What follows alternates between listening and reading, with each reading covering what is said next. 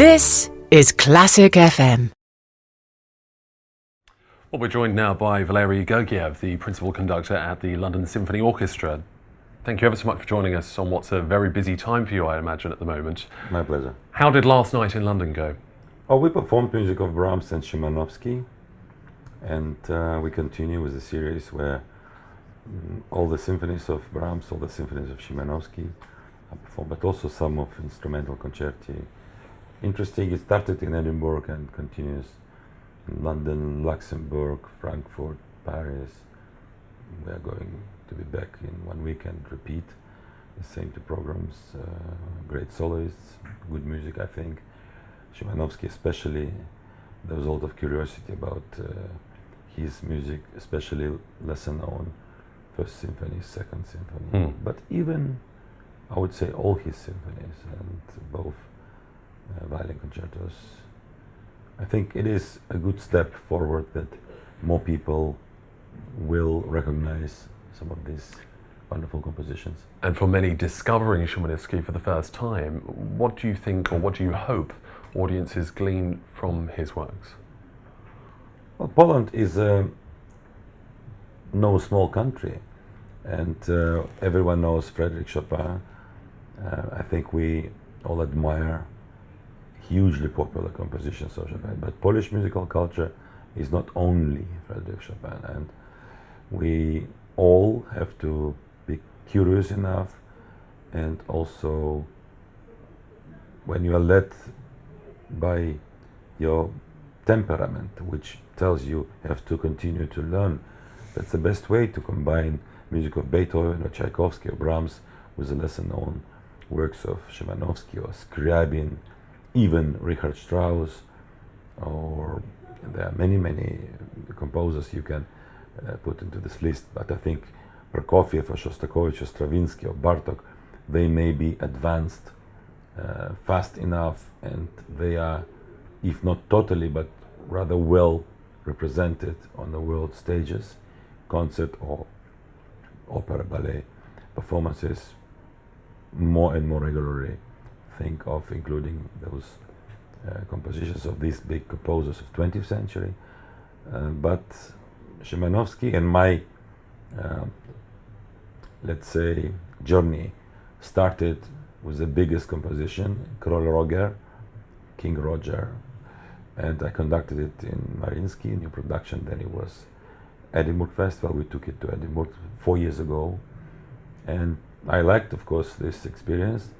I think many people enjoyed it.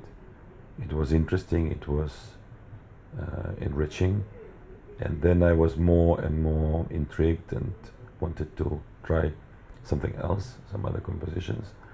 So I don't regret, I still feel that we are bringing every time something else, and music of Szymanowski sounds very beautiful, very passionate sometimes.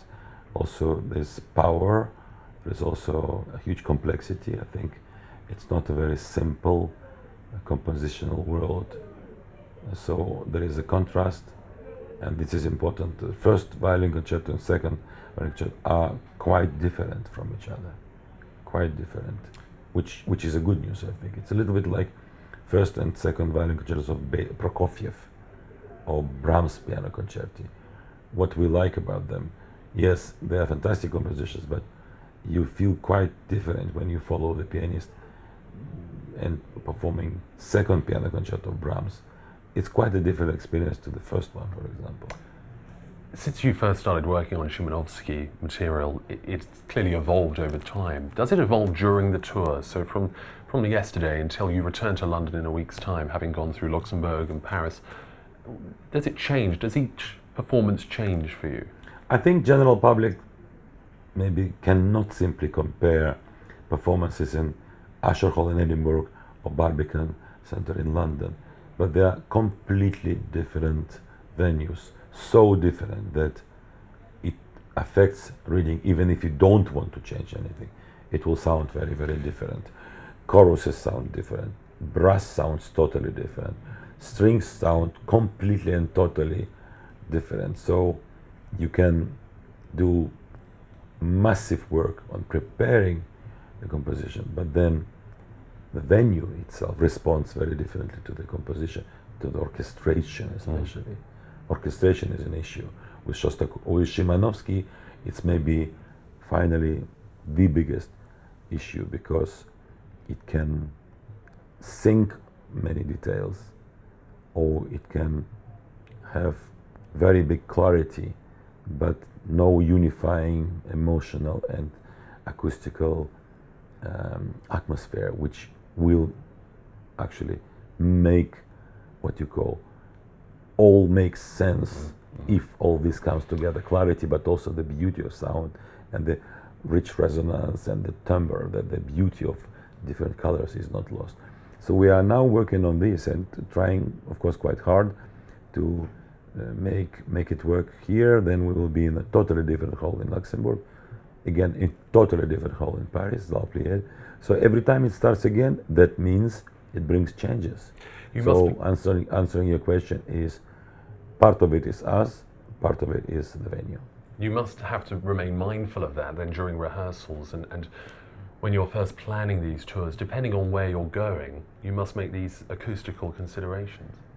Yes and no. Paris is one of the capitals, and we musicians, we go to Paris, and for me it's either 10 or 15 or even 20 performances a year.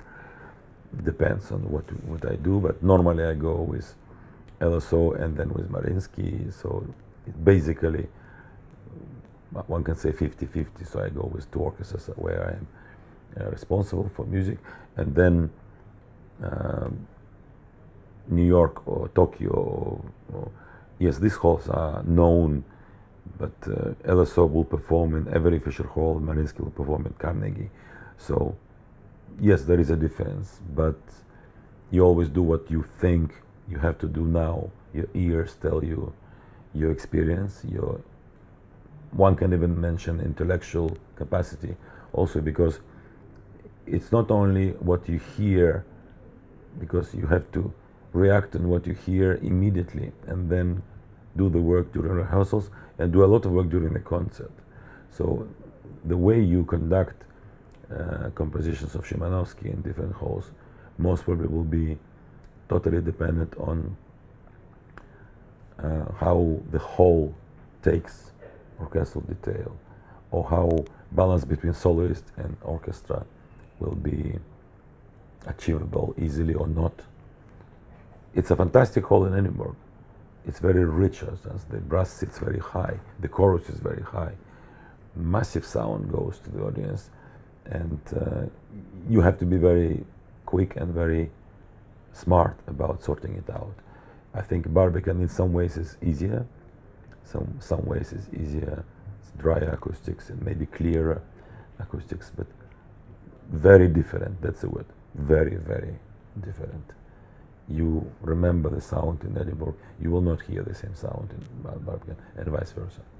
But we are professionals. We cannot blame composer, we cannot blame the venue, we will never blame public. We just have to do what we think is helpful and what makes sense.